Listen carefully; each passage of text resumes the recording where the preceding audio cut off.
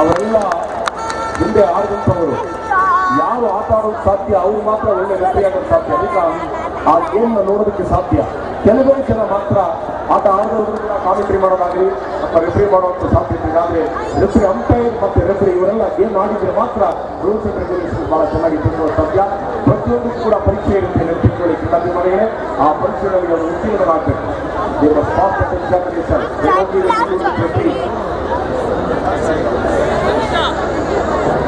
ಈಗ ನಮ್ಮ ಕರ್ನಾಟಕ ತಂಡದ ಸಬ್ ಜೂನಿಯರ್ಸ್ ಅವರಿಗೆ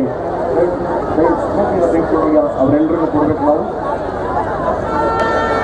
ಕರ್ನಾಟಕದ ಆ ಬಾವುಟವನ್ನ ಎತ್ತರ ಹಿಡಿದು ಈ sub juniors, you are not sub juniors, you are very much senior to each and everybody.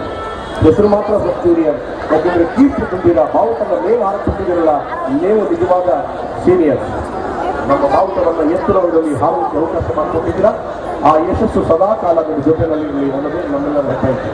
ನಾವು we are going to present a memento to each and every referee. I request each and every spectator, please give a big round of applause.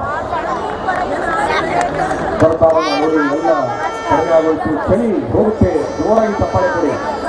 ಸಕ್ಕರೆ ಕಾಯಿಲೆ ಬರಲ್ಲ, ಬಹಳ ಮುಖ್ಯ. Wonderful exercise. ಬೆಳಗ್ಗೆ ಪ್ರತಿನಿತ್ಯ ಮಾಡಿ ಒಳ್ಳೆ ಎಕ್ಸರ್ಸೈಸ್ ಸಕ್ಕರೆ ಕಾಯಿಲೆ ನಿಯಂತ್ರಣ ಮಾಡಬಹುದು.